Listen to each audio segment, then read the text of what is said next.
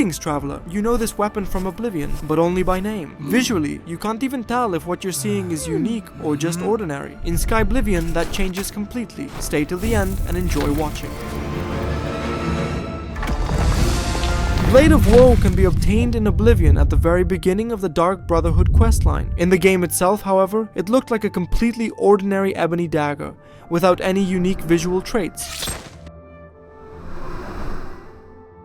In Skyrim, this blade is also tied to the Dark Brotherhood or its destruction. There, the dagger resembles Orcish equipment and looks as if it were made of orichalcum. In Skyblivion, the blade becomes even more curved and sharper while returning to ebony as it was in Oblivion. The pattern on the blade almost disappears into shadow and only becomes visible when light hits the metal. The guard has an uneven forged texture and its shape is sharp, very close to the Skyrim approach, just like the spike at the end of the pommel. The grip is formed by figures of martyrs who literally hold the guard and support the blade. In Oblivion, Hromir's ice staff only appears in the world during the Thieves Guild quest Misdirection. In Oblivion, the staff looked similar to an ordinary wooden one, but completely covered in ice. That is exactly why the Skyblivion version is especially interesting. Here, Hromir's ice staff stops being just a stick and becomes asymmetrical and fractured, as if assembled from ice crystals that grew around a core.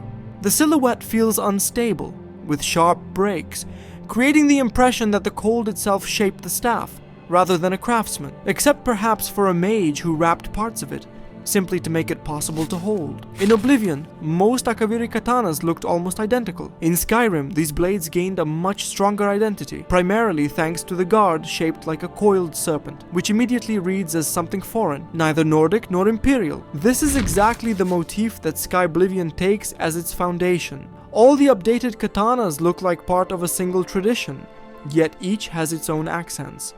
Different scabbards, different decoration, and most noticeably, a different presentation of the grip. What matters here is not each blade individually, but how Skyblivion rethinks the entire category as a whole. That is why I show them all at once, to avoid stretching the same motif and wasting your time. If you enjoyed this video and this kind of content, I'd really appreciate your support by subscribing. More than 90% of people who watch these videos usually pass by without subscribing, and I genuinely love to have you here for the next ones. Thank you. Destarine's cleaver in the base game. The axe looks like a standard fine steel battle axe. In Skyblivion, Destarine's cleaver gains its own visual identity, while still staying grounded in the original base. The blade's shape remains recognizable but becomes much wider and more aggressive, with a deeper curve. Near the mounting area, a dense metal pattern appears, immediately separating this axe from ordinary equipment. The handle also changes.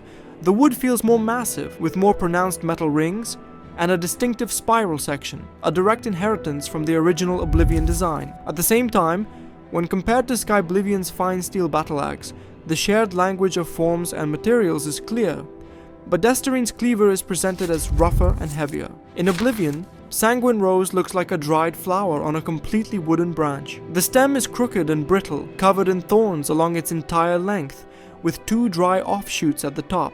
This creates the feeling of a wild and dangerous object, but also a somewhat accidental one, as if no one consciously shaped it as an artifact. However, in the Oblivion remaster, the flower no longer looks like a piece of dead wood, but instead appears alive, with a sense of organic vitality. In Skyrim, the image changes only slightly, but in a conceptually important way. The stem becomes green, as if life is still being sustained within it. The thorns shift closer to the top, and the number of offshoots near the flower increases to 3. The staff still looks dangerous, but less hostile to its wielder.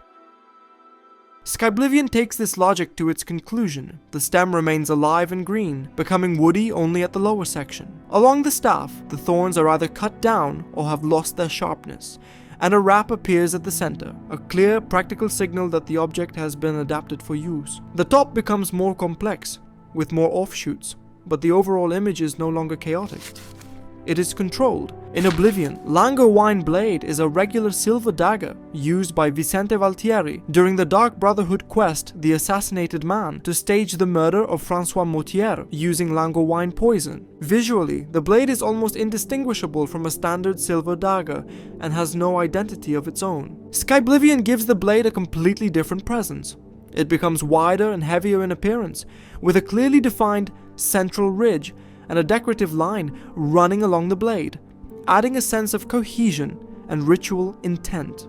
The guard is no longer neutral. It is broken, sharp, and aggressive, visually pressing into the blade itself. The grip features a rough, dense wrap and a massive pommel, finally making the Langerwein blade feel like a deliberately crafted Dark Brotherhood instrument rather than a random poison carrier. The sword is obtained during the quest, baiting the trap in the Shivering Isles expansion as a reward from Sheogorath after completing the main Isles storyline. In Oblivion, the blade has a massive, wide base near the guard that gradually narrows into a thin, almost needle-like tip, as if two extremes were combined into a single weapon. The central section of the blade is missing, literally splitting it in two, while the inner teeth look like a conflict between opposing sides. A direct visual metaphor for Sheogorath and the Shivering Isles themselves. The key accent is the guard, formed by two serpent-like shapes framing a large central crystal, red or blue, depending on the phase. In Oblivion Remastered, this sword features several notable refinements. The most significant change is an overall increase in visual stability. The sharp, protruding spikes visible in the original design are removed, resulting in a cleaner silhouette. Small stones are added to the ends of the serpent-like forms, matching the color of the main crystal and reinforcing visual cohesion. Additionally,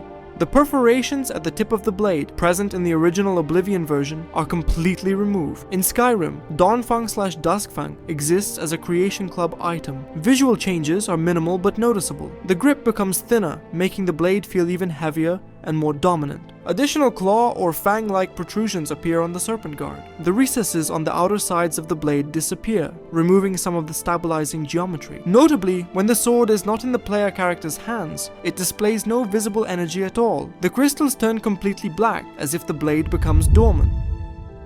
Skyblivion rethinks the sword more radically. The blade becomes slightly longer and loses its excessive width. Daedric symbols appear on the metal, which were not present before. The guard abandons abstract serpent forms and instead features two stylized dragons with wings, between which the central crystal is now set. The surface of the guard has a clear, serpentine texture, logically bridging the old motif with the new form. The lower crystal is secured by several fang-like protrusions. Most importantly, the entire blade now changes color. During the day, it takes on a golden tone with a fiery crystal, while at night it darkens and the crystals turn cold blue. This is no longer just a crystal swap, it is a transformation of the entire weapon. In Oblivion, Volendrung is obtained after completing the quest Malakath's Shrine, where Malakath rewards the hero for helping the orcs of Cyrodiil. The key visual element is the pattern on the hammer's head. It reads as ornamentation, but gives almost no indication of Dwemer origin. Skyblivion changes this radically. The side panels are designed as Dwemer plates with clear glyphs,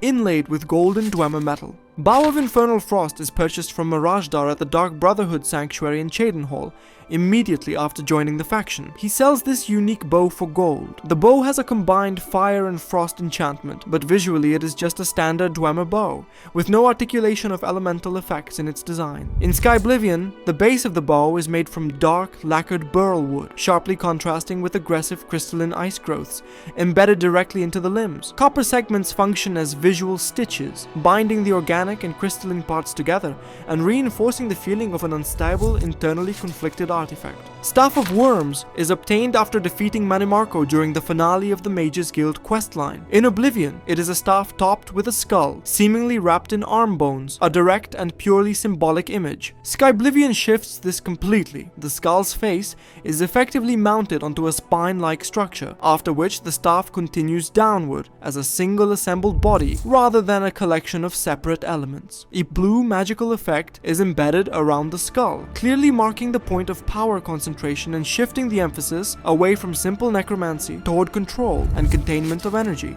That's it for today. Thank you for watching. Support the channel with a like, a subscription, and your thoughts in the comments. See you in the next videos.